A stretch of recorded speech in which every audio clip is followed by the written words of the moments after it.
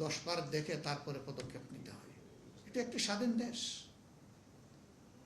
স্বাধীন দেশের ডিসিশন হবে স্বাধীনভাবে। আমার ডাইনেভাবে তাকাতে হবে কেন?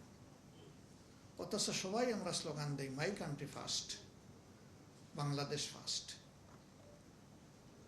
এই স্লোগানের বাস্তবতা তো দেখাতে হবে। মুখের স্লোগান তো শুনতেছি 54 বছর ধরে, এখন প্র্যাকটিসে আনতে হবে। সেই প্র্যাকটিসটা শুরুই হয়নি। ইভেন দেশের স্থলভাগেও আল্লাহ তাআলা যে অপূর্ব সম্পদ মাটির নিচে দিয়েছেন, সেগুলো সব ক্ষেত্রে প্রপারলি তোলা হচ্ছে না। আবার এখানেও আমাদের নিজস্ব এক্সপার্টাইজকে ডেভেলপ করে আমরা যাতে আমাদের রিসোর্সগুলো নিজেরাই তুলতে পারি, আহরণ করতে পারি, তারও ব্যবস্থা করার কোনো ব্যবস্থা এখানে নাই। আমাদের বাপেক্স আছে, পড়ে আছে। তাদের এক্সপার্টাইজটা আমরা কেন, তাদের স্কিলটা কেন আমরা ডেভেলপ করছি না? আবার তাদের সাথে যখন ইন্টিমেট অ্যাটমসফিয়ারে কথা বলার সুযোগ হয়, তখন বলা হয় যে আমাদেরকে তো ফ্রোজেন করে রাখা হয়েছে, যেটুকু আমাদের স্কিল আছে এটাও তো ইউটিলাইজ করতে দেওয়া হচ্ছে না। এইটা দিলে তো কাজের মধ্য দিয়ে আমাদের স্কিল বেড়ে যেত। কেন? এখানে বেস্টেড ইন্টারেস্টের প্রশ্ন। Alternate energy, save energy, green energy এখন দুনিয়ার উন্নত দেশগুলো প্র্যাকটিস করে। তারা লিকুইড এবং গ্যাসিয়াস এনার্জির যে রিসোর্স, এটা থেকে তারা বের হয়ে আসতেছে।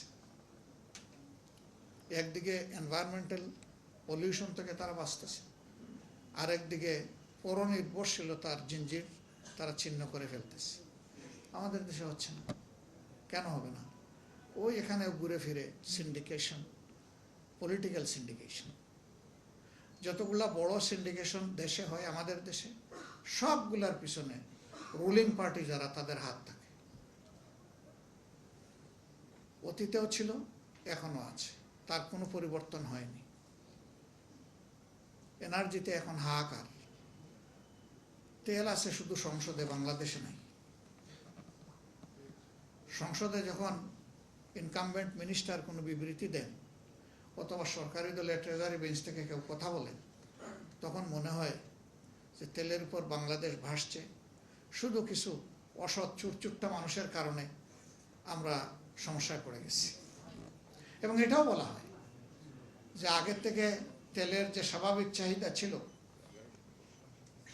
ইরান ভার্সাস ইসরায়েলের এই যুদ্ধ বাঁধার পরে এখন এই চাহিদা অনেকে বাড়াই দিচ্ছে।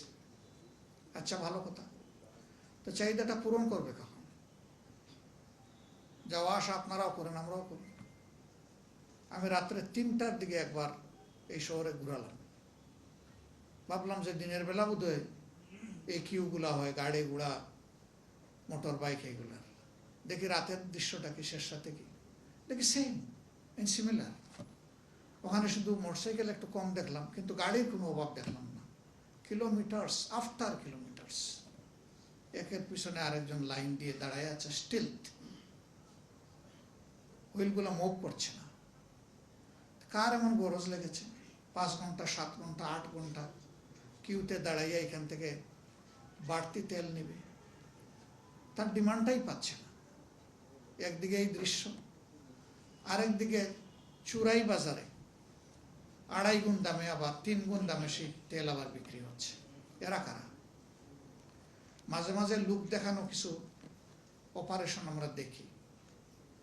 এই সবগুলার পিছনে খুঁটির জোর আছে বলে এইগুলা হচ্ছে। মড়ার উপরে খাড়ার ঘা। বাইরে থেকে 3 গুণ 2.5 গুণ দামে যে তেল কিনতেছেন, টাকা তো যাচ্ছেই পকেট থেকে। বাড়তি ওই তেলের সাথে বেজাল কি মিশিয়ে বিক্রি করতেছে তাকে জানে। এবং অনেকেই এখন কমপ্লেন করছেন, তেল তো বললাম, গাড়ির তো চাকা ঘুরে না।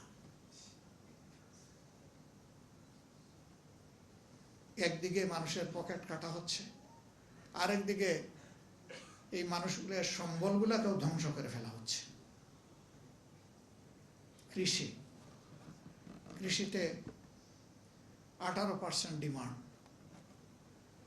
আমাদের ডক্টর মিজান সাহেব তার এখানে যে কৌশলপত্র তিনি পেশ করেছেন, বলেছেন যে এইটাকে অগ্রাধিকার দেওয়া। আসলে একটা সমাজ চলতে হলে 3টা ইন্ডাস্ট্রিকে ইকুয়াল এমফেসিস দিতে হবে। সেইটা দেশ এবং জাতির অবস্থার উপরে নির্ভরশীল। আমাদের দেশ কৃষি নির্ভর এখন, এটা পাবে 1 নম্বর এমফেসিস। 2 নম্বর আসবে ইলেকট্রোমেকানিক্যাল ইন্ডাস্ট্রি, এগ্রো বেসড ইন্ডাস্ট্রির পরেই আসবে 2 নম্বরে ইলেকট্রোমেকানিক্যাল ইন্ডাস্ট্রি। আর এই দুইটাকে আকাঙ্ক্ষার আলোকে, প্রত্যাশার আলোকে মানসম্মতভাবে যদি এখান থেকে সার্ভিস নিতে হয়, তাইলে এই দুইটার উপরে যে ইন্ডাস্ট্রি, এটা হচ্ছে হিউম্যান রিসোর্স ইন্ডাস্ট্রি।